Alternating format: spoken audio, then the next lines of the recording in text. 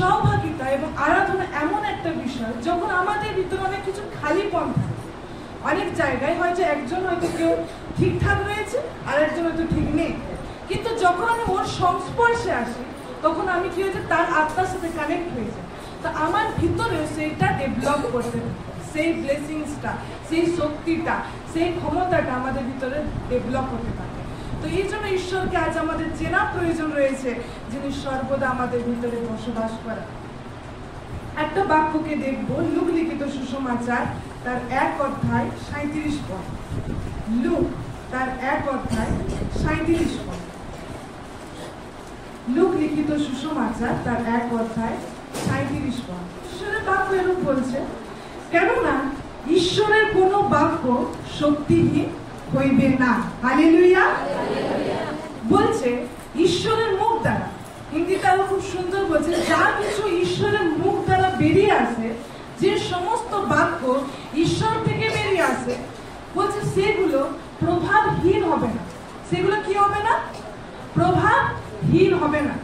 মানে প্রভাবহীন বলতে এরকম বোঝাচ্ছে এমন কোনো কিছু নেই যেটা ঈশ্বর বলেছে আর আপনার জীবনে হবে না, সেটা হতে পারে না। এরকম কোনো কিছু নেই। যা কিছু ঈশ্বর আপনাকে বলেছে, যা কিছু ঈশ্বরের মুখ দ্বারা যা বাক্য আছে, সমস্ত কার্যকর হয়। হালেলুয়া।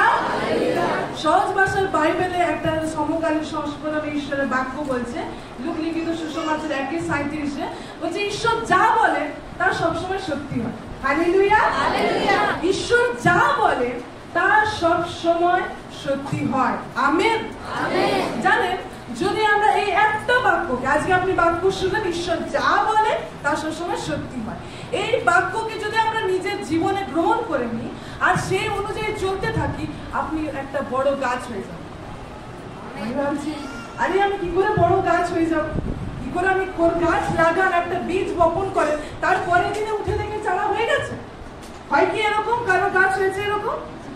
সময় লাগে, প্রসেস। আজ আপনার জীবনে আপনি কিন্তু নতুন এসেছেন, আপনার জীবনে বীজ বপন করা হয়েছে যে ঈশ্বরের বাক্য শক্তিহীন নয়, ঈশ্বরের বাক্য যা বলে তা সত্যি হয়। তো আপনি এই বীজকে বপন করতে দিয়েছেন, আর আপনি একদিন দুদিন উঠে, ও আমি তো বলেছি, আমি হাত দিলে বিশ্বাসিত অনুবর্তী, হাত দিলে লোক সুস্থ হবে, কিছুই হচ্ছে না। আপনি কি করছেন? আপনার ভিতরে যে বীজটা বপন করা হয়েছে, যেটা আপনার ভূমিতে বপন করা হয়েছে, আপনার অবিশ্বাসে আবার আপনি উপরে ফেলে দিচ্ছেন। কি করছেন? বীজটা বপন করা তো হয়েছে, দুদিন পরে গিয়ে দেখলেন আমার জীবনে এটা হচ্ছে না, এটা আমার নয়। তা আপনি কি করলেন? বপন করে আবার তুলে দিলেন, বীজটা ভালো নয়। কিন্তু বীজটা আপনার জীবনে কার্যকর হতো যখন বীজটা আপনি জায়গা করে নেবেন আর ঈশ্বরের বাক্যে বীজে চলতে থাকবেন, সেটা সময় দিবেন আর সেই অনুযায়ী চলতে থাকবেন, আপনার ভিতরে একটা চারা বেরোবে। আর তখন আপনি দেখতে পাবেন আপনার জীবনে ঈশ্বরের কার্য কিভাবে প্রভাবহীন হয় না। ঈশ্বরের বাক্য যা বলে তা হয়, ঈশ্বরের বাক্য যেটা বলেছে সেটা সম্ভব হবে, আপনি দেখতে পাবেন। কিন্তু এখানে থাকা যতজন বিশ্বাসী রয়েছে, অবিশ্বাস করে নিয়ে নিজের বীজকে উপরে ফেলে দিবেন না। সময় দিন, আপনার ভিতরে যে স্থান রয়েছে সেটা আপনার জীবনে কার্যকর হবে। আরেকটা বিষয় রয়েছে, আপনি হয়তো জানেন না এখান থেকে যে বাক্য হয় বা খ্রিস্টের বাক্যে যে বাক্য শব্দ লেখা আছে কতটা পাওয়ারফুল, কতটা কার্যকর, হয়তো আমরা জানি না।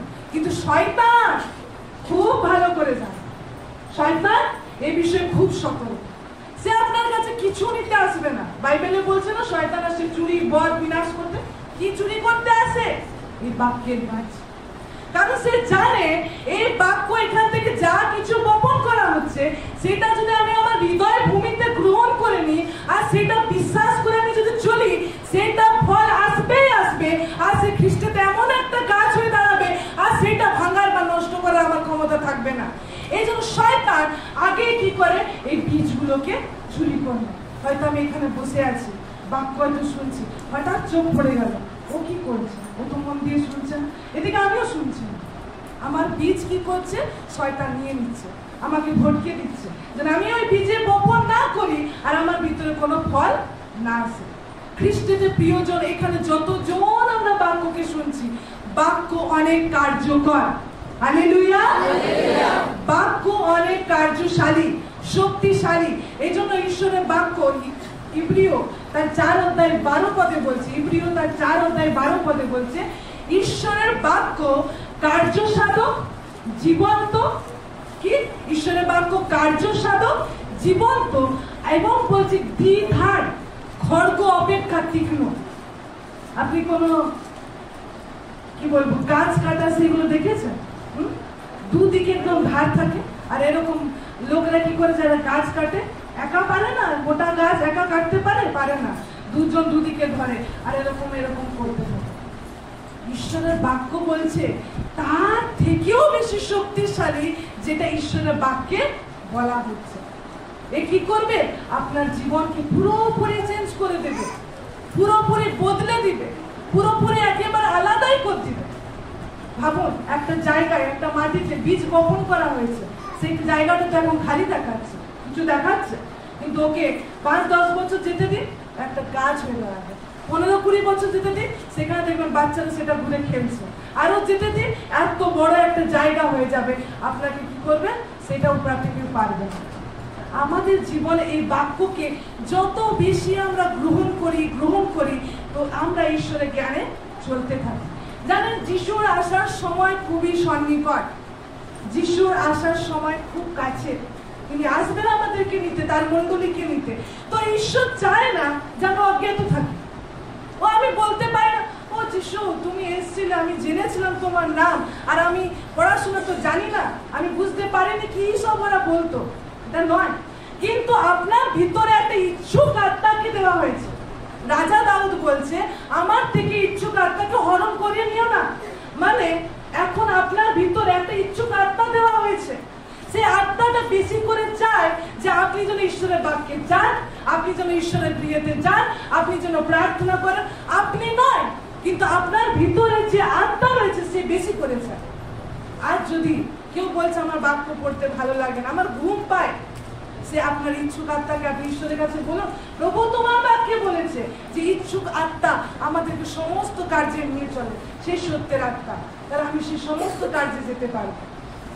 এই জন্য ঈশ্বর চায় যেন আমরা এমন এক ব্যক্তি হয়, এমন এক যোদ্ধা। কি হয়? যোদ্ধা। কি হতে পারে? যোদ্ধা। ও আমি একটা সামান্য বিশ্বাসী খ্রিস্ট, সাধারণ নয়, আমি একজন যোদ্ধা। ঈশ্বরের বাক্যে আত্মিক বিষয় একটা যুদ্ধ চলছে, সেখানে আপনি একটা যোদ্ধা। আর আপনি বলবেন না এমনি ঠিক আছে, আমি যিশুকে জেনেছি, ঠিক আছে, আমি জানি। আজকে যখন আপনি বাক্যকে সত্যি গ্রহণ করবেন, যতজন আজকে যোদ্ধা হতে চেয়েছেন তারা যোদ্ধা হয়ে দাঁড়াবেন। আমেন। আপনারা আছেন আমার সাথে? এই জন্য ঈশ্বরের বাক্য, প্রকাশিত বাক্য তার 12-10 পদে বলছে, প্রকাশিত বাক্য 12-10 পদে বলছে, শয়তান হচ্ছে ভাতৃগণের উপরে দোষারোপকারী। শয়তান কি? ভাই। কে ভাই? আমরা হচ্ছে যিশুর ভাই। কে? আমরা হচ্ছে যিশুর ভাই, আমাদেরকে ঈশ্বর ভাই বলেছে। তো শয়তান বলছে সেই ভাইদের উপরে দোষারোপকারী, আঙ্গুল তুলে আপনার উপরে ঈশ্বরের সামনে আঙ্গুল তুলছে। দেখ তুই একে জীবন দিয়েছিস না, দেখ এই কাজ করছে, দেখ এই কাজ করছে। সেই শয়তান হচ্ছে দোষারোপকারী। শয়তান সর্বদা কি করে? দোষ লাগাবে। আর মাঝে মাঝে নয়, সে বলছে দিবারাত্র সে দোষ লাগাচ্ছে। দিবারাত্র কি করছে? দোষ লাগাচ্ছে। আচ্ছা, শয়তান ওখানে বসে বসে দিবারাত্র আপনার বিরুদ্ধে দোষ লাগাচ্ছে, আর আমি কি বসে থাকবো? কেউ যদি আপনার নামে মিথ্যা মিথ্যা গিয়ে কাউকে বলতে থাকে, আপনি চুপচাপ বসে থাকেন? সেই ব্যক্তি কি বলেন? না আমি করিনি। হ্যাঁ, সেই ব্যক্তি কি করেন? ও আমি যদি আপনি ভুল করেছেন তো আপনি বলেন আমি ভুল করেছি, আমি আর করবো না। কিছু করেন না, নাকি শুনতে থাকি? কেউ আছে শুনতে থাকি, কেউ দোষ লাগিয়ে যাচ্ছে আপনার উপর, দিন রাত আপনাকে খারাপ বলছে, আমি চুপচাপ বসে আছি, আমার কোনো জায়গায় আসছে না। এমনি কেউ করে? তার কিছু না কিছু হতে থাকে। তো আজ ঈশ্বরের বাক্য আমাদেরকে বলছে শয়তান দোষ লাগাচ্ছে। তো আমি কতটা সম্মুখে আর ঈশ্বরের কাছে আসবো? যখন আমি আর আপনি ঈশ্বরের সম্মুখে আসবো, আপনি বলতে পারবেন যে শয়তান দোষ লাগাচ্ছে, তাকে বলতে পারবেন আমার আর বাবার ব্যাপার তোমার আসার কোনো অধিকার নেই, তোমার আসার অধিকার নেই। হালেলুয়া। এই জন্য যারা খ্রিস্টে থাকি তাদের জন্য শয়তানের কোনো অধিকার নেই, কোনো অধিকার নেই। আজকে অনেক খ্রিস্ট বিশ্বাসী বুঝতে পারছে না, আমাকে তো শয়তান আটকাচ্ছে। নো, আপনার উপরে কোনো অধিকার নেই শয়তানের, কিন্তু আপনার উপরে খ্রিস্টের অধিকার আছে। খ্রিস্ট আপনাকে নিয়ে যাবে, খ্রিস্ট আপনাকে মণ্ডলে আসার জন্য করবে, খ্রিস্ট আপনাকে বেশি করে তার কাছে আসার জন্য চেষ্টা করবে। আপনি যদি বলবেন, আচ্ছা আমি কোশ্চেন করছি, যদি আপনাকে বলি খ্রিস্ট যিশুর বেশি ক্ষমতা না শয়তানের বেশি ক্ষমতা, কি বলবেন আপনারা? যিশুর বেশি ক্ষমতা না শয়তানের বেশি ক্ষমতা? কার ক্ষমতা বলুন? জোরে, যিশুর ক্ষমতা। আচ্ছা, এদিকে যিশু আপনাকে চাইছে যে না আপনি আরো তার কাছে যান, আর আপনি এদিকে বিশ্বাস করে নিচ্ছেন শয়তান আমাকে যেতেই দিচ্ছে না। তো এখন আপনি কাকে মানছেন? কাকে মানছেন যে কি কার ক্ষমতা বেশি? এই জন্য আমাদেরকে দেখা প্রয়োজন যে আমরা বলছি তো মুখে যিশুর ক্ষমতা বেশি, কিন্তু কার্যের সময় বলছি শয়তান আমাকে আটকে দিচ্ছে, শয়তান আসতে দিচ্ছে না। আরে যিশুর ক্ষমতা কমে গেল, সেই সময় তোমার ভিতরে কে বাস করছে? যিশু বাস করছে। তো সেই যিশু যার ভিতরে এত আত্মার ইচ্ছুক রয়েছে যে তুমি আসো, যখন আমরা এখানে অনেকে রয়েছে যারা আমরা বন্ধনে ছিলাম, পরজাতির ভিতরে ছিলাম, সেই শয়তান আপনাকে তখন আটকাতে পারলো না, আপনাকে যার চেষ্টা থেকে আটকাবে, এত ক্ষমতা হয়ে গেছে তার। তো আটকাতো, তো ওর যদি আটকানোর ক্ষমতা থাকতো আপনাকে এখানে আসতেই দিত না, আপনি যিশুর নামও শুনতে পেতেন না, তার যদি এত ক্ষমতা থাকতো। তার ক্ষমতা নেই, এই জন্য আমি আর আপনি প্রত্যেকে আজকে তার প্রিয় রয়েছি।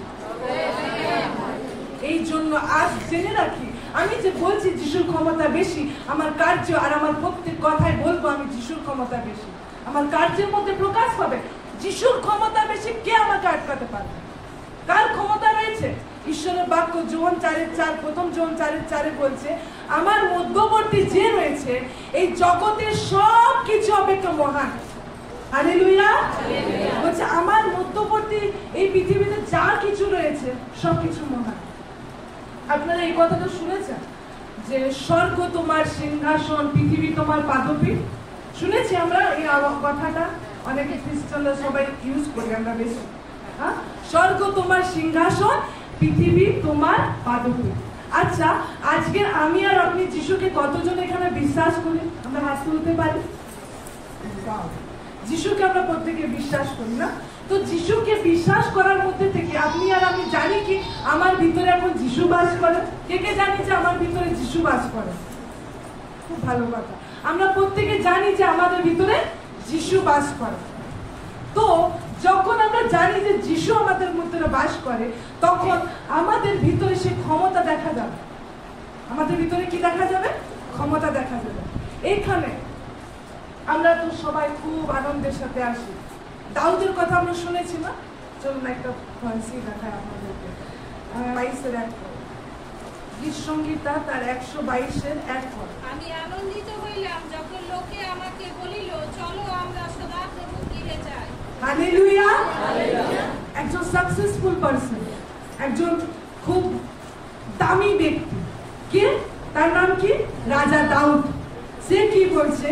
122-1 পদে সে বলছে, আমি আনন্দিত হইলাম যখন লোকে আমাকে বলিল, চলো আমরা সদাপ্রভুর গৃহে যাই। রাজা দাউদ বলছে, আমি খুশি হলাম, আনন্দ পেলাম যখন আমাকে কেউ বললো চলো আমরা সদাপ্রভুর গৃহে যাই।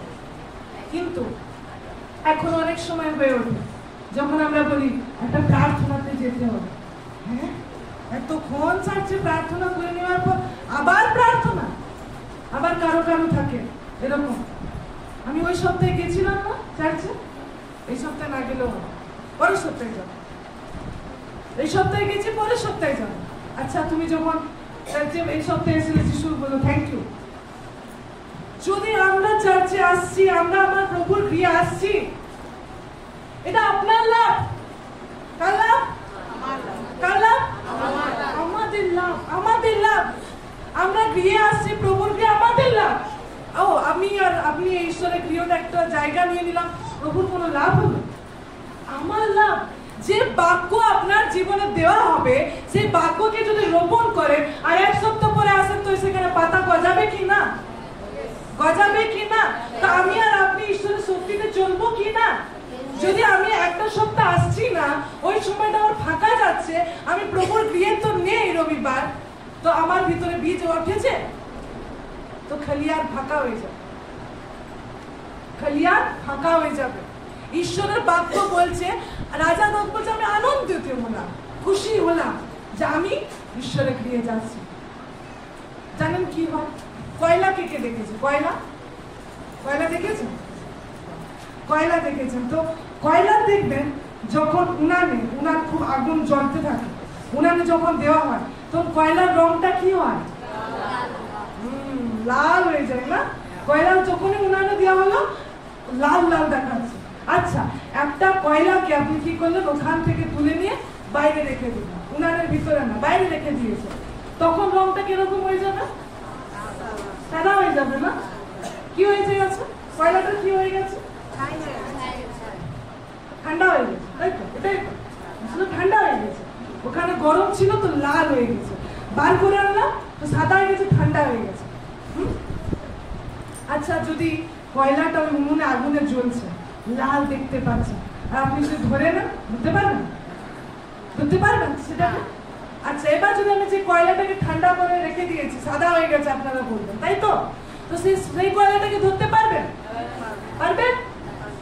এটা হচ্ছে আমাদের খ্রিস্টীয় জীবন। যখন আমি সহভাগিতা থেকে দূরে যাই, যখন আমি ঈশ্বরের উপস্থিতি থেকে দূরে যাই, আমার কাছে কিছু মনে হয় না যে আমি একটা চার্চ মিস করে গেলাম, একটা রবিবার মিস করে গেলাম। আমার মনে হয় না যে আমি প্রভুর গৃহের বাক্যটা পেলাম না। তো আমি কি হয়ে যাচ্ছি? ঠান্ডা হয়ে যাচ্ছি। এবার যে কেউ এসে আপনাকে ধরতে পারে, এই নয় যে প্রভু আপনার জীবনে রোগ পাঠাইছে। সময় থাকে যখন অনেকে এসে আপনাকে ধরতে পারে, আপনি ওই ঠান্ডা কয়লা, আপনাকে এসে ধরতে পারে। যদি আমি উনুনের ভিতরে থাকি, লাল থাকি, আমাকে কেউ কি ধরতে পারবে না? এটা হচ্ছে খ্রিস্টীয় লাইফ। যখন আমি বেশি করে প্রভুর সহভাগিতাতে আসি, বেশি করে আমি তার উপস্থিতিতে যাই, তো আমি সে আনন্দের ভিতর থাকি, যেরকম রাজা দাউদ। আচ্ছা, যারা যারা বলে ওই সপ্তাহে গেছিলাম, এই সপ্তাহ না গেলেও হবে, আর কত প্রার্থনা, বোরিং ফিল করে, আর কত ঈশ্বরের আরাধনা প্রার্থনা, আর পাচ্ছি না, কতক্ষণ, যারা এরকম বোরিং ফিল করে তাদের জন্য আমি বলি। আচ্ছা, সেই ব্যক্তিটার কিছু হয়তো প্রবলেম হয়েছে, কোনো হয়তো সমস্যা হয়েছে, এবার সে ডাক্তারখানা গেছে, ডাক্তার দেখে বলল তোমার একটা বহুত বড় সমস্যা হয়েছে, তোমাকে অপারেশন করতে হবে, আর তোমাকে প্রত্যেক সপ্তাহে অবজারভেশনের জন্য আসতে হবে। জিজ্ঞেস করবেন তো সেই ব্যক্তিকে, ঝড় হোক, যুদ্ধ হোক, বৃষ্টি হোক, তুফান হোক, ঠিক চলে যাবে। কেন? অবজারভেশনে আছে, ও জীবন মরণের ব্যাপার, অসুস্থ হয়ে গেছি আমি, এখন ডাক্তার বলছে প্রত্যেক সপ্তাহে তোমাকে চেক আপ করতে হবে, সে ঠিক যাবে। কিন্তু সেই ব্যক্তিটাকে যখন প্রভুর ঘরে আসতে বলবে, তার অনেক কষ্ট হয়ে যায়। কি হয়ে যায় বলুন তো? ঠান্ডা হয়ে যায়। কি হয়ে যায়? ঠান্ডা হয়ে যায়। এজন্য আমাদের প্রয়োজন রয়েছে আমরা বেশি করে সেই উনুনের ভিতর জ্বলি, যেন আমাকে কেউ ছুঁতে না পারে, কেউ আমাকে যেন ধরতে না পারে। কে আপনাকে ধরবে? একজন রয়েছে যে শয়তান, যে রয়েছে আপনার ভিতর থেকে বাক্যকে চুরি করে নেবে। একজন রয়েছে সেই দিয়াবল, যে আপনার জীবনে সেই শক্তিকে কমিয়ে দিবে। একজন রয়েছে যে আপনাকে বারবার চেষ্টা করবে যেন আপনি পড়ে যান। জানেন, আপনারা এখানে বসে আছেন তো, কিন্তু এই আত্মাতে সব রাত আপনাদের প্রত্যেকটা আত্মা দাঁড়িয়ে আছে। আত্মা কখনো বসে থাকে? আত্মা কি হয়? দাঁড়িয়ে আছে। আর শয়তানের ইচ্ছা, শয়তানের উদ্দেশ্য আপনার আত্মাকে ফেলে দেওয়া, পড়ে যান আপনি। এটা হচ্ছে শয়তানের উদ্দেশ্য। তা আমার কি প্রয়োজন? যখন আমি উনুনে থাকি, আমি গরম লাল হয়ে থাকি, তো সেই শয়তানের ক্ষমতা থাকে না আমাকে ধরে থাকা। ঠান্ডা খুব ডেঞ্জারাস, জানেন, ঠান্ডা বিশ্বাসী খুব ডেঞ্জারাস। দেখি প্রকাশিত বাক্য তার 3 অধ্যায় 14 পদ থেকে। প্রকাশিত বাক্য সকলে পাবেন, শেষ অংশ। প্রকাশিত বাক্য তার 3 অধ্যায় 14 পদ থেকে আমি পাঠ করছি, মাইকে তারা প্রত্যেকে শুনতে পাবে। শুনুন মন দিয়ে। সকলে পেয়েছি আমরা?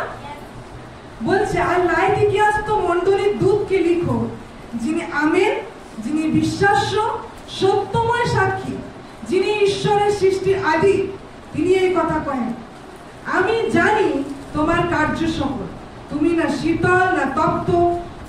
তুমি হয় শীতল হইলে না নয় তপ্ত হইলে ভালো হইলে, এই রূপে তুমি কদুষ্ণ, না তপ্ত না শীতল। এই জন্য আমি নিজ মুখ হইতে তোমাকে ভ্রমণ করতে উদ্যত হয়েছি। ঈশ্বরের বাক্য বলছে আমি তোমাদের সব কাজ জানি, তোমরা কি কি করো আমি সব কিছু জানি, কিন্তু ঈশ্বরের বাক্য বলছে তোমার কার্য সম্বন্ধে জানি, কিন্তু তুমি না শীতল না তপ্ত। মানেটা কি? মানে যে তপ্ত সে খুব ঈশ্বর ঈশ্বর করে, ঈশ্বরের বাক্য শুনবো, ওখানে ঈশ্বরের বাক্য হচ্ছে, চলো এই সহভাগীতে চলো, ঈশ্বর ঈশ্বর ঈশ্বর। আর যে শীতল সে হচ্ছে এরকম ব্যক্তি, ঈশ্বরকে দরকার নেই। বুঝতে পারছেন উত্তপ্ত শীতলটা? বুঝতে পারছেন? একজন উত্তপ্ত ব্যক্তি যার ঈশ্বর ছাড়া কোনো কথা নেই, যার ঈশ্বরের সহভাগিতা যাওয়া তার আনন্দের বিষয়, তার গৌরবের বিষয়, বাক্যকে নেওয়া তার জীবনে আনন্দের বিষয়, সে প্রভুকে প্রেম করে, সে উত্তপ্ত। আর একজন শীতল ব্যক্তি তার প্রভুকে প্রয়োজন নেই। আর ঈশ্বরের বাক্য এই মণ্ডলীকে বলছে তুমি না উত্তপ্ত না শীতল, মানে তারা হচ্ছে মাঝখানের ব্যক্তিটা। সে বলছে কত প্রভু প্রভু করার দরকার নেই, আরে প্রভুকে ছাড়াও যাবে না। বুঝতে পারছি তারা কি বলতে চাইছে? যারা প্রভু প্রভু করছে বেশি হয়ে যাচ্ছে, অতিরিক্ত। হ্যাঁ, আর যারা শীতল না তারা প্রভুকে দরকার নেই, আর তারা মাঝখানে, এই মাঝখানটা বেশি ডেঞ্জারাস, বেশি ডেঞ্জারাস। প্রভু বলছে নাই তুমি উত্তপ্ত হও, নাই তুমি শীতল হও, নাই তুমি প্রভুর প্রেমে পাগল থাকো, নাই তুমি ছেড়ে দাও, মাঝখানে তুমি থাকো না। কারণ তাদের চিন্তাধারা এরকম হয়ে যায় যে আমার প্রভুকে দরকার আছে কিন্তু আমার বেশি উত্তপ্ত প্রয়োজন। উত্তপ্ত আমার হতো প্রভু প্রভু করার দরকার নেই, নামটা জুড়ে থাকলেই হলো। প্রভুতে ঠিক আছে আমি খ্রিস্টকে জানলাম, ছাড়াও যাবে না, যিশুকে ছাড়লেও চলবে না, আছে দরকার আছে ঈশ্বর, মানে ঈশ্বরের প্রতি পাগলও নেই, ঈশ্বরকে ছাড়লেও চলবে না, জানে বিপদ আছে কিন্তু এদিকে বেশি করার ইচ্ছা নেই, তারা হচ্ছে মাঝখানে পড়ে রয়েছে। এটা খুব ডেঞ্জারাস। এজন্য ঈশ্বরের বাক্য বলছে তুমি কদুষ্ণ, মানে তুমি শীতল হলে ভালো হতো, তাই তুমি উত্তপ্ত হলে ভালো হতো, কিন্তু তুমি মাঝখানে রয়েছো। কারণ এই জন্য ঈশ্বর কত প্রেমী ঈশ্বর আমরা বলি না? দেখুন এখানে ঈশ্বর কি বলছে, গমন করবে, মানে বমি করে দিবে বলছে। এইসব লোকের তার প্রয়োজন নেই, বমি করে দিতে চাইছে তাদেরকে। এরকম না উত্তপ্ত না শীতল এরকম লোককে তিনি বমি করে দিতে চাইছেন। আজ আমরা কোন দিকে যাব? আপনি জানেন ঈশ্বর ছাড়া আপনার গতি নেই।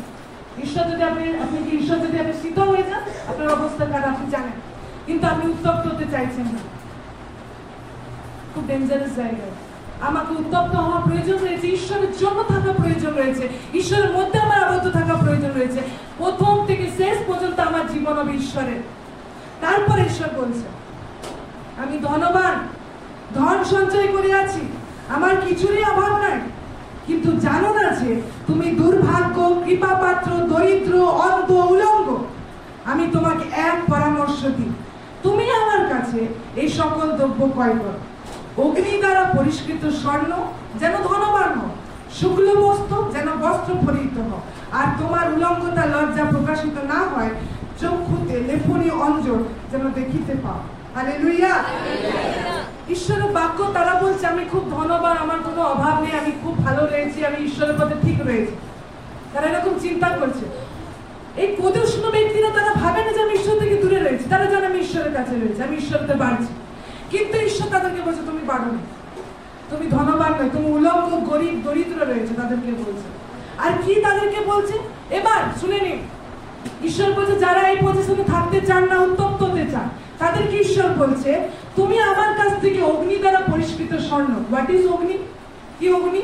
অগ্নি হচ্ছে সেই পবিত্র আত্মা, যে আপনাকে উত্তপ্ত রাখবে, যে ঈশ্বরের সহভাগিতাতে আপনাকে সবক্ষণ বাড়াবে।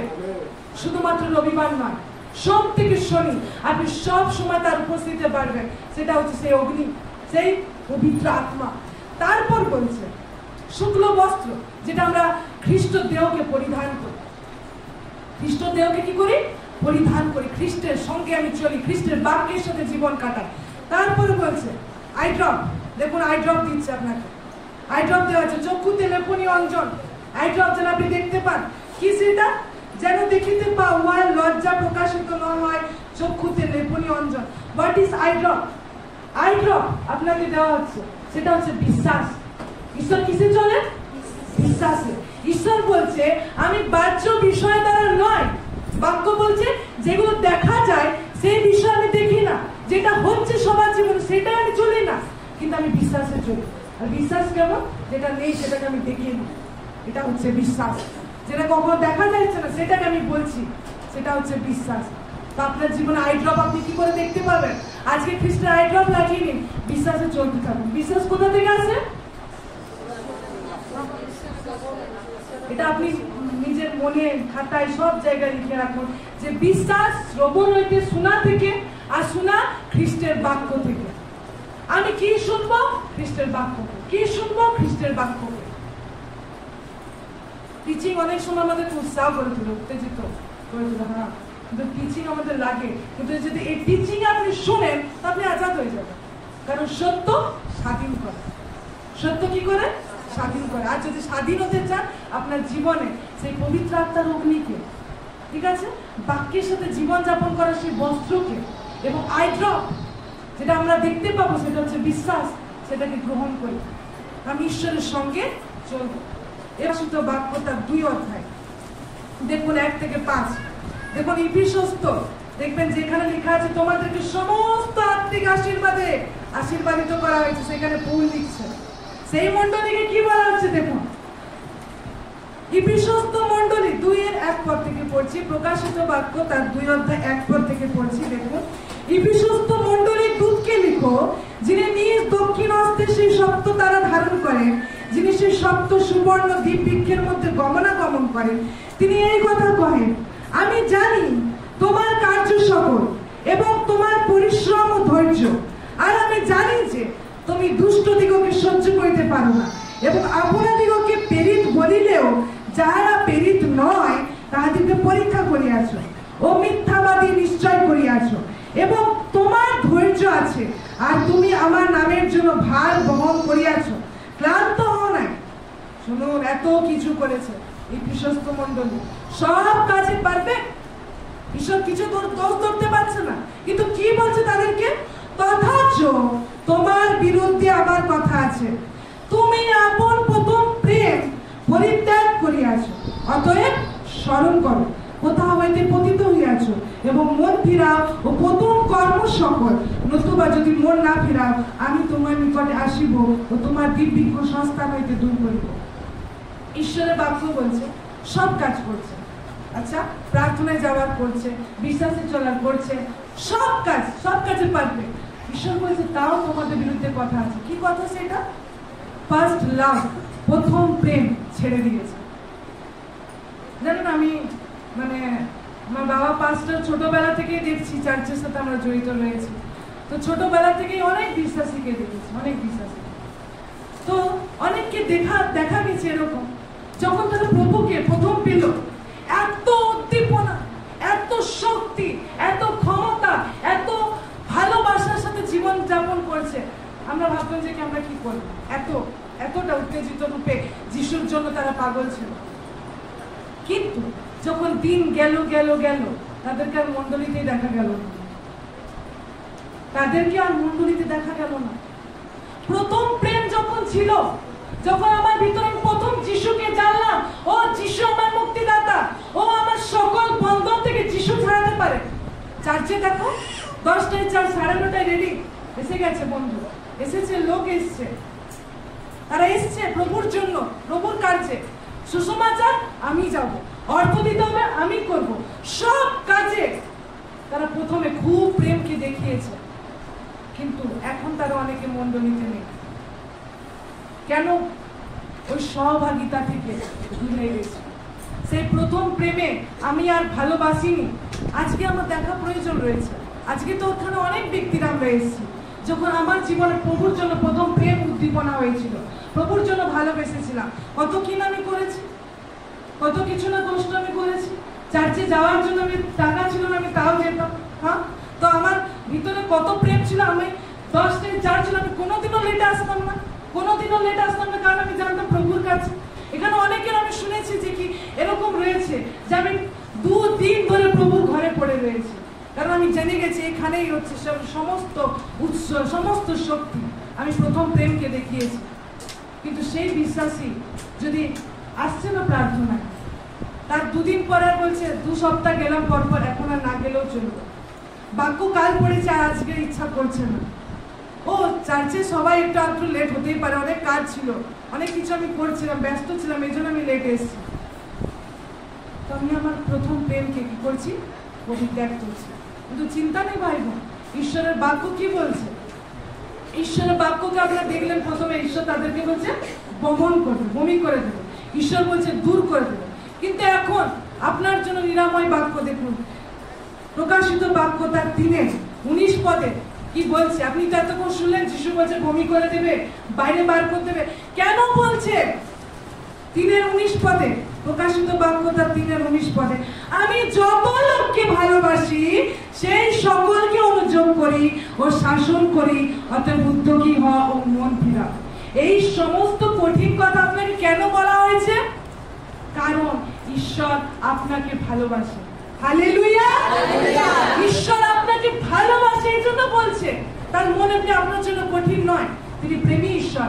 আপনি যদি প্রদূষণ থাকেন, তাও আপনি তার সন্তান, আপনি তার ধার্মিক, কিন্তু ঈশ্বর আপনাকে শাসন করছে, অনুযোগ করছে যেন আপনি ফিরে আসেন, মন ফিরান। কারণ আপনার প্রতি তার ভালোবাসা রয়েছে। প্রভু আপনাকে অনেক ভালোবাসে। জানেন কখন ভালোবেসেছে প্রভু আপনাকে? যখন আমি পাপ করছিলাম, যখন আমি মন্দতায় ভিতর ছিলাম। কারণ যোহন 3:16 পদে বলছে, কারণ ঈশ্বর জগৎকে এমন প্রেম করিলেন যে আপনার একজাত পুত্রকে দান করলেন। কখন প্রেম করলো? যখন সে ঈশ্বরের শত্রু ছিল।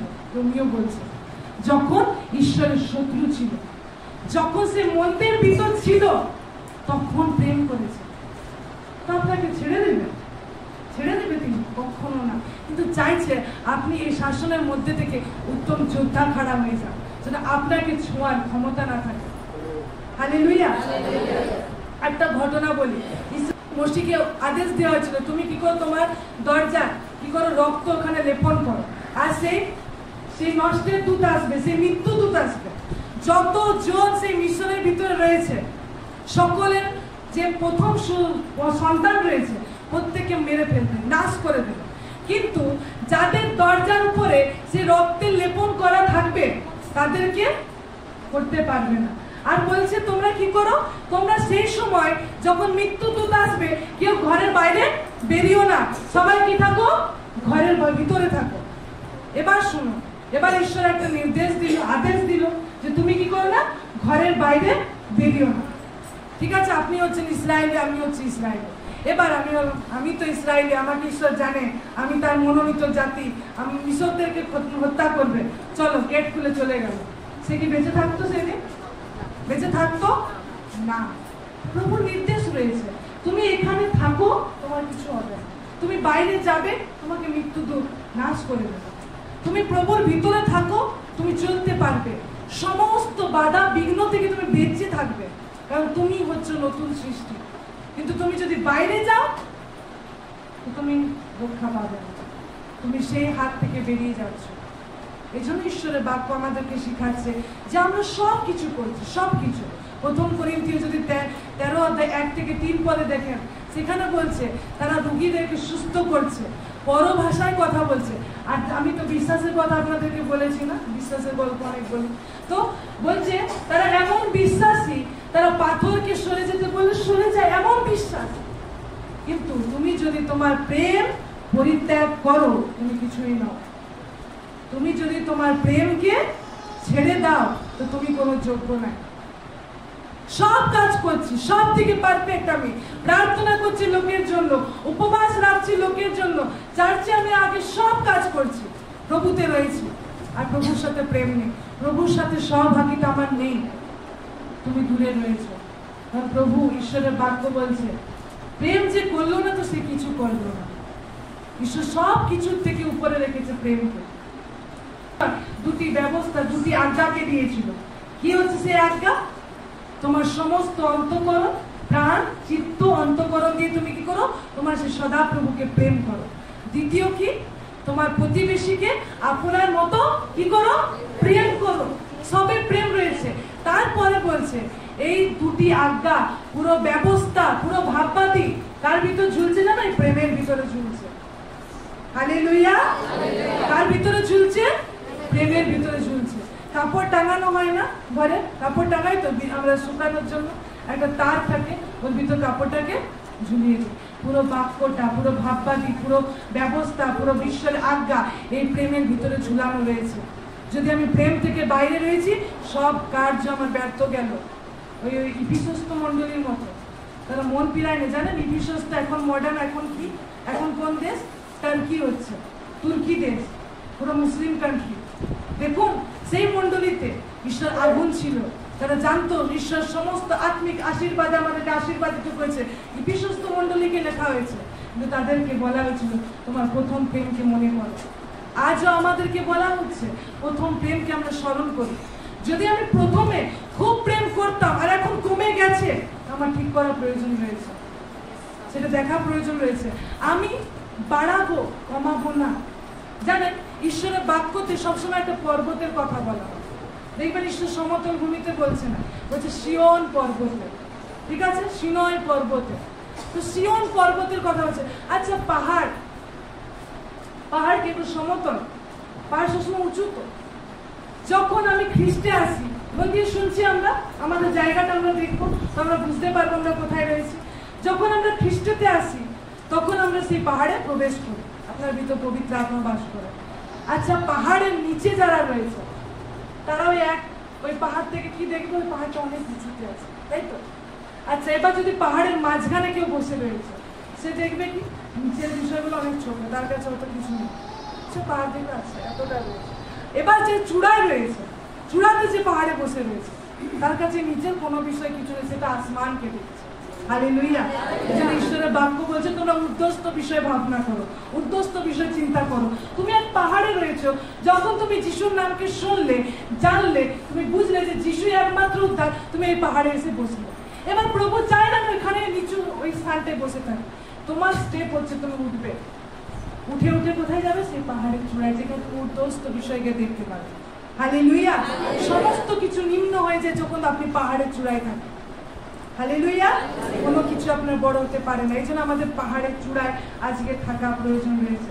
এই জন্য ঈশ্বরের বাক্য বলছে, কলসীয় তার 2:6 পদকে দেখব। কলসীয় তার 2:6 পদ।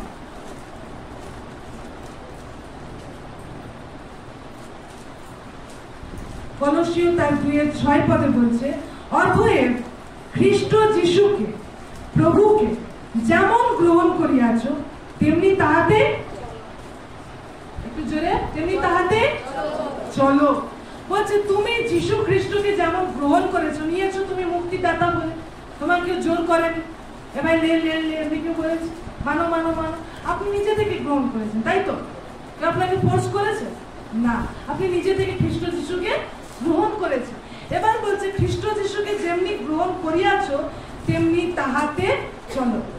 আচ্ছা চলো মানে কি আমি শুধু চলতে থাকবো রাস্তা, এটার কথা বলছে? চলো মানে এখানে প্রতিদিনের কথা বলছে, কন্টিনিউয়াস কথা বলছে, প্রতিদিন। আচ্ছা আমরা প্রতিদিন কি কি করি? চিন্তা, প্রতিদিন চিন্তা আসে, আমাদের অনেক কিছু চিন্তা আসে, কি করি? তারপরে কাজ করি, কাজ করি তো, কিছু না কিছু আমরা কাজ করছি, কি করছি? কথা বলছি। ঈশ্বরের বাক্য বলছে তোমরা খ্রিস্ট যিশুকে যেমন গ্রহণ করেছো, এবার তোমরা কি করে? প্রতিদিন তোমার চিন্তায় যিশুকে, প্রতিদিন তোমার কথায় যিশুকে, প্রতিদিন তোমার কাজে যিশুকে। হালেলুয়া। এবার প্রত্যেকটা সময় তোমার যিশুতে করবে। আচ্ছা প্রভু যিশুতে মানে কেন? প্রভু যিশুতে চলছে মানে কেন? মানে হচ্ছে প্রভু যিশু আপনার জায়গায় থাকলে যে কথাটা বলতে আপনি সে কথা বলবেন। প্রভু যিশু আপনার জায়গায় থাকলে, আপনার সঙ্গে আছে তিনি, তিনি চান বেঁচে থাকতে তার মধ্যে থেকে, আপনার মধ্যে থেকে। তো এবার প্রভু যিশু চায় আপনার কাজের মধ্যে থেকে যিশু যে কাজটা করতো আপনি সেই কাজটা করবেন, যিশু যে কথাটা বলতো সেই কথাটা বলবেন, যিশু যেভাবে চিন্তা করতো আপনি সেইভাবে চিন্তা করবেন। এটা হচ্ছে খ্রিস্টতে চলা। হালেলুয়া। আমরা কেউ বুঝতে পারছি না, তো এটা হচ্ছে প্রভুতে চলা। আমি কি করে চলবো? কথায় প্রভুকে, প্রভুর নামে, প্রভুকে গ্রহণ করেছি। প্রভু আমার জায়গায় থাকলে যে কথাটা বলতো আমি সেই কথা বলবো। প্রভু আমার জায়গায় থাকলে যে কাজটা করতো আমি সেই কাজটা করব। প্রভু আমার জায়গায় থাকলে আমার ব্যবসাকে দেখে তার যেটা চিন্তা হতো সেই চিন্তা করব। প্রভু আমার এই অবস্থাকে দেখে যেটা ঘোষণা করতো আমি সেটা ঘোষণা করব। এটা হচ্ছে প্রভুতে চলা। হালেলুয়া। এবার যেমন বোঝা যায় আমাদের ভিতরে কি রয়েছে। এখানে তো দেখুন সকলে কত সুন্দর বসে আছে, মনে হচ্ছে যে কি একদম স্বর্গের দূতরা বসে আছে। হালেলুয়া। তো বোঝা যায় আমাদের ভিতরে কি রয়েছে। সেটা যখন প্রেসার আসে, চাপ আসে, আমাদের এগুলো কাজ করে না। খ্রিস্টানকে, খ্রিস্টের চরিত্র তার ভিতরে আছে কিনা কখনো চার্চে বসে আপনি বুঝতে পারবেন না। কখন বোঝা যাবে জানেন? যখন প্রেসার পড়বে, চাপ ক্রিয়েট হবে। এখন তো আমরা সকলে বাক্যকে শুনছি। এবার ভাবুন কেউ হয়তো ভিড় বাসে যাচ্ছে আর আপনার পায়ে টিপে দিয়েছে, তখন যখন রেগে আপনার মুখ থেকে যেটা বেরোবে তার মানে হচ্ছে আপনার ভিতরে সেটা রয়েছে। ঠিক আছে? তখন রেগে আপনার যেটা বেরিয়ে, ও সরি আমার এটা বলা উচিত ছিল না, ভুল করে বেড়ে ফেলেছি। হয়তো আপনি এলেন অফিস থেকে বা কাজ থেকে এলেন, এসে দেখলেন যে কি আরে জলের বোতলগুলো সব ফাঁকা, একটু যে জল খাবো নেই, এটা সারাদিন কি করছে, ওরা রেগে চিল্লে দিবে। তারপরে যখন আপনি জল খেলেন শান্ত হলেন, না করলেও হতো, মনে হলো। আর আপনি ভাবছেন যে কি ও আগে আমার অনেক রাগ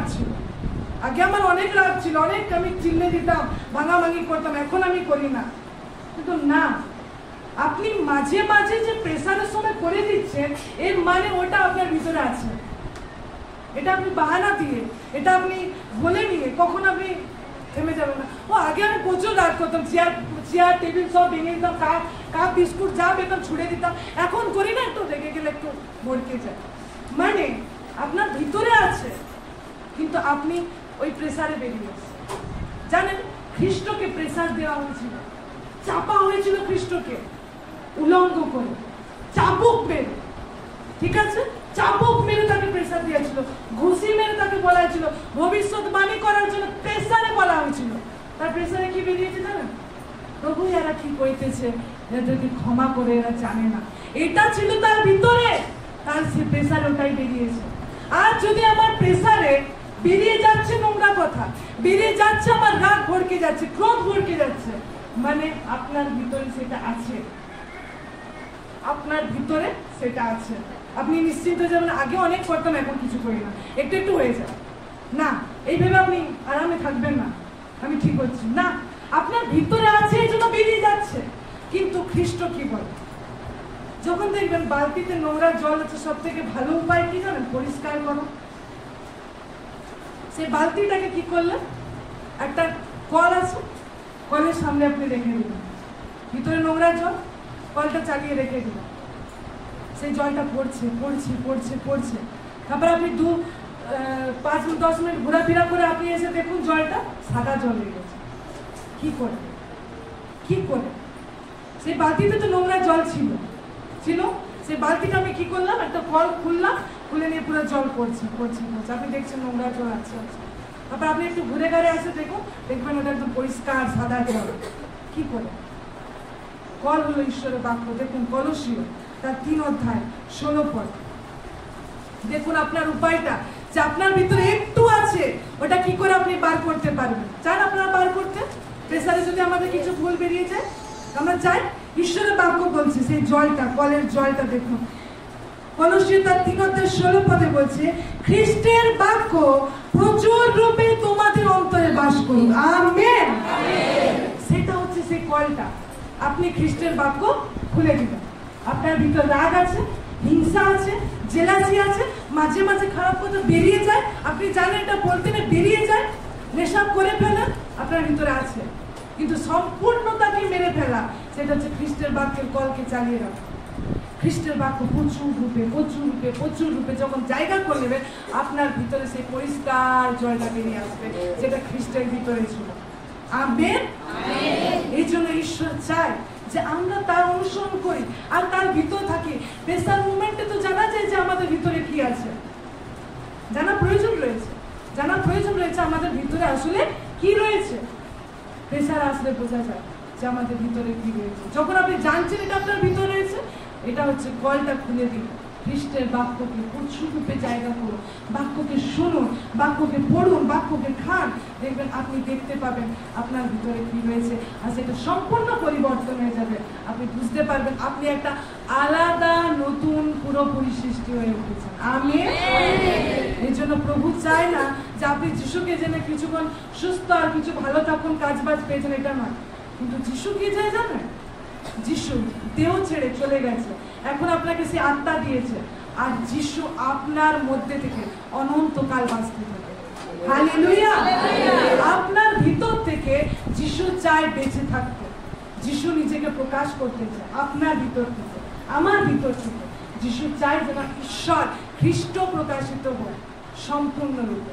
আর যখন হবে তো দেখতে পাবে, লোকে বলবে এর ভিতরে সেই যিশু বাস করে। প্রমাণ দেবে, প্রমাণ দেবে, আপনার সমস্ত কার্য প্রমাণ দেবে।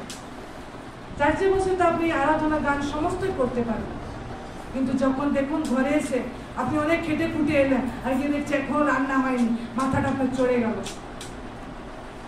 চড়ে গেল। আপনি জানেন অনেক কষ্ট করেছি, তা এসে হয়তো আমার স্বামী 2-3টা কথা শুনিয়ে দিল, আর আমি তখন ছুঁড়ে ফেলে দিলাম কিছু একটা। আপনার ভিতরে রাগ আছে, দেখতে পেয়েছেন ওটা? ওটা যখন দেখতে পেয়েছেন যে আপনার ভিতরে রাগ আছে, আপনি জানেন নোংরা খারাপ কথা বলতে নেই, কিন্তু আপনার স্বামী যখন প্রেসার বহুত খারাপ কথা বলছে, যা তা আপনাকে শোনাচ্ছে, আপনার মুখ থেকেও বেরিয়ে গেল, ভিতরে আছে। সম্পূর্ণরূপে মারা প্রয়োজন রয়েছে, সম্পূর্ণরূপে মারা প্রয়োজন রয়েছে। যখন আমরা সম্পূর্ণরূপে মারা প্রয়োজন, মানে তাকে মেরে ফেলবো, আমরা খ্রিস্টকে দর্শাতে পারবো যে খ্রিস্ট আমাদের জীবনে কি করতে চায়। আমেন। এই জন্য ঈশ্বরের বাক্য বলছে, ইফিসীয় তার 5:1 বলছে, তোমরা ঈশ্বরের অনুকারী হও।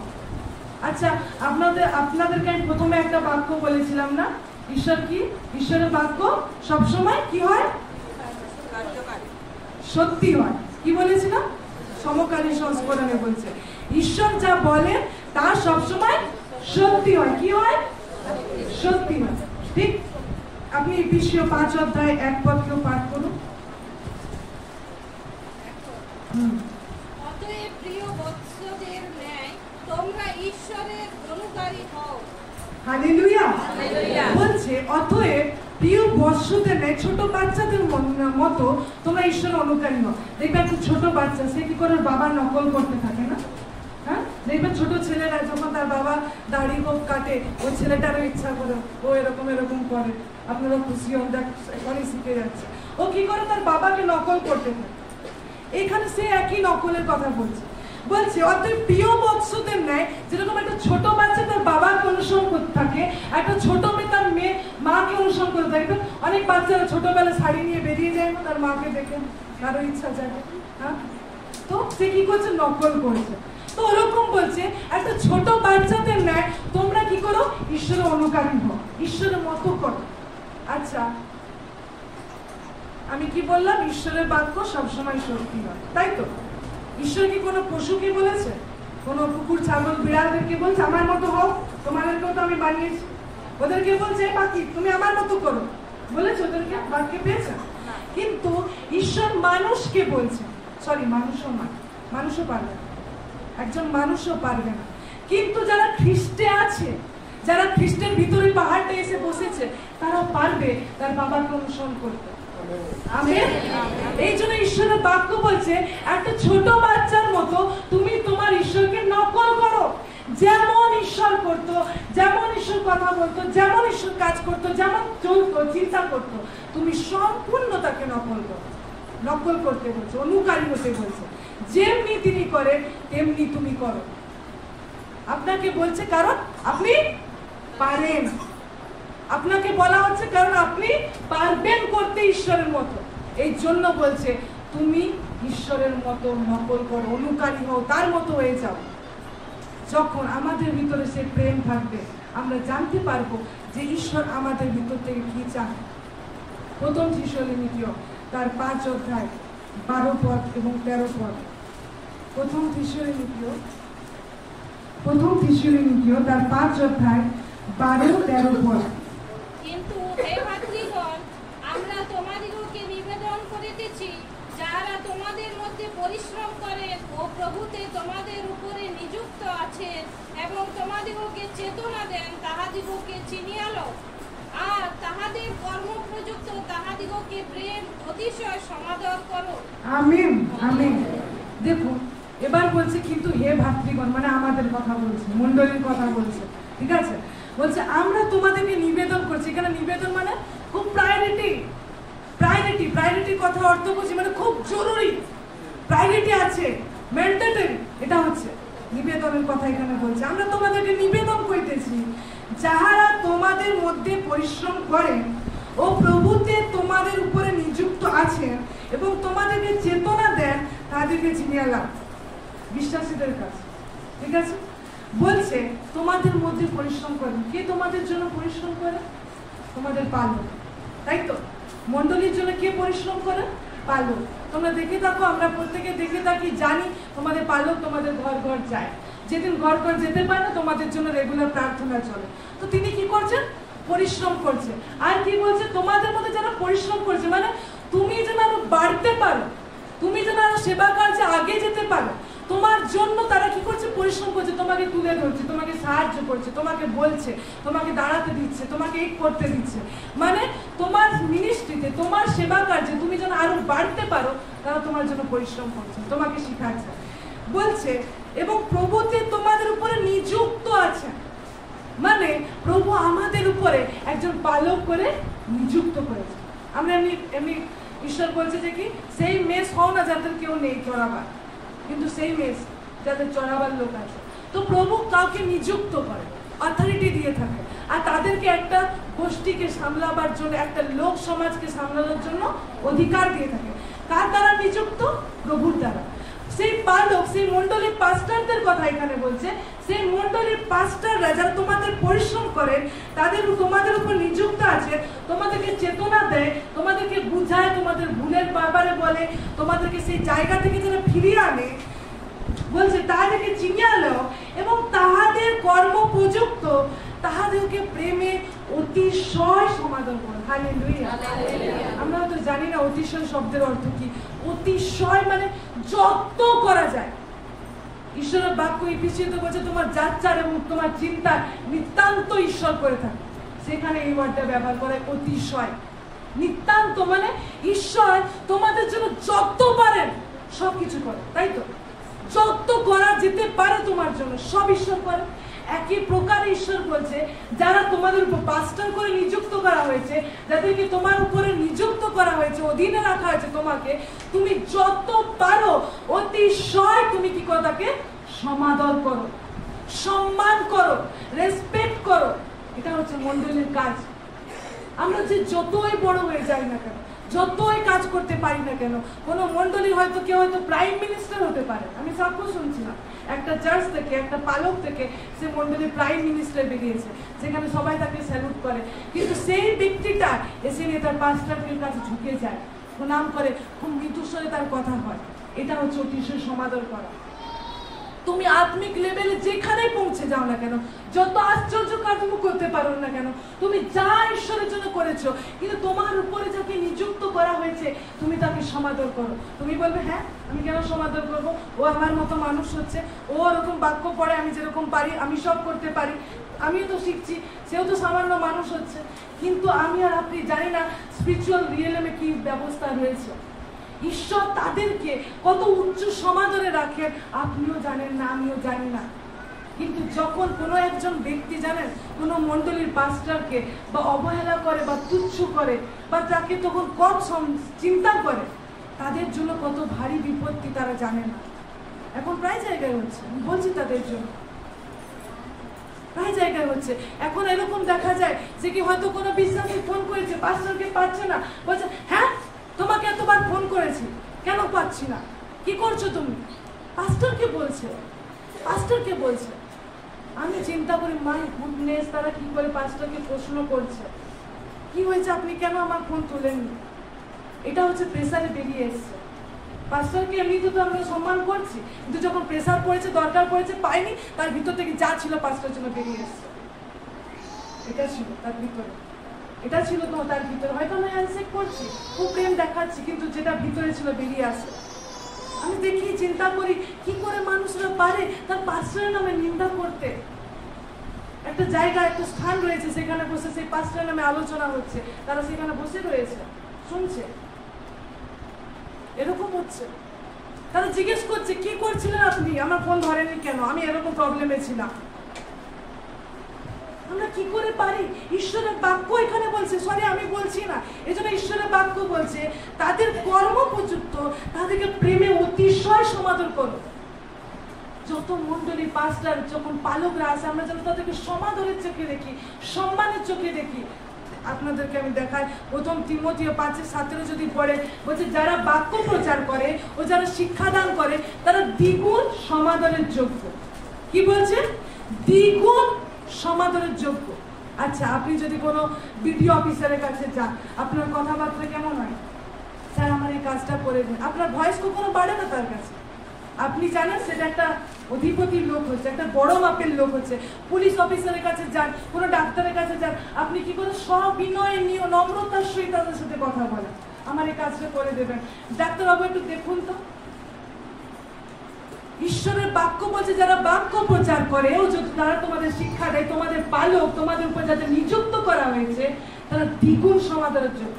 তুমি এই পৃথিবীতে যত ব্যক্তিদের তুমি সমাদর করো না কেন, সব থেকে দ্বিগুণ ডাবল তুমি তোমার ঈশ্বরের লোকদের সমাদর করো। তাদের সম্মানের চোখে দেখো, তাদেরকে তুমি ভক্তি করো, তাদের ভিতরে তোমার সেই সম্মান যেন তাদের জীবন দ্বারা, তোমার জীবন দ্বারা প্রকাশ পায়। ঈশ্বর চায়। আর কেমন বলছে? প্রেমে। হ্যালো, আপনারা দেখছেন যে প্রেমে, ঈশ্বরের বাক্য বলছে প্রেমে অতিশয় সমাদর করো। তোমার ভিতর থেকে তার জন্য কখনো প্রেম যেন কমে না যায়। যদি কমে যাচ্ছে, আমার ভিতরকে আর যাচাই করার প্রয়োজন রয়েছে। যদি আমার ভিতরে রয়েছে, আমার যাচাই করার প্রয়োজন রয়েছে, আমি কি সমাদরের জায়গা দিতে পারছি, নাকি আমি তার কাছে উচ্চস্বরূপ হয়ে গেছি। সত্যি আজ মন্ডলীতে এরকম হচ্ছে, মেস পালকরা মেস পালককে মানে পালককে চালাচ্ছে। মেস পালক তারা যেদিকে বলছে আমরা এখানে করবো না, আপনি এখানে করবেন, মানে হচ্ছে না এরকম? অনেক জায়গায় আপনারা দেখতে পাবেন যে পালরা মেস পালককে ডাইরেকশন দিচ্ছে, যেখানে প্রভু পালককে নিযুক্ত করেছে। অতিশয় প্রেমে তুমি তাদেরকে সমাদর করো, তাদের সাথে তুমি নম্রতার সঙ্গে চলো।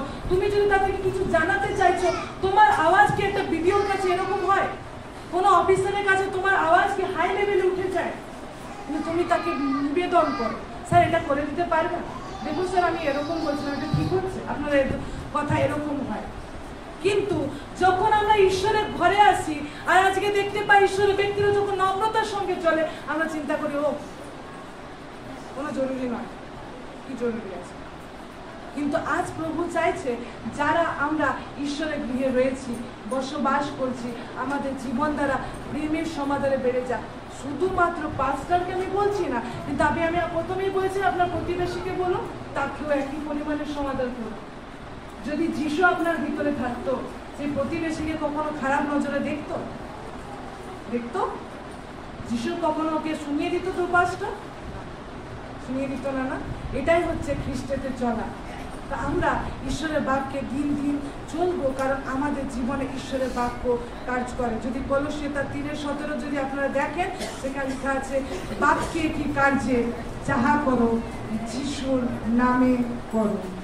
বাক্যে কি কার্যে, তোমার কথায় বা তোমার চালচলনে, তোমার কাজকর্মে যা কিছু তুমি করো যিশুর নামে করো। যিশুর নামে মানে হচ্ছে যিশুর মতো করো।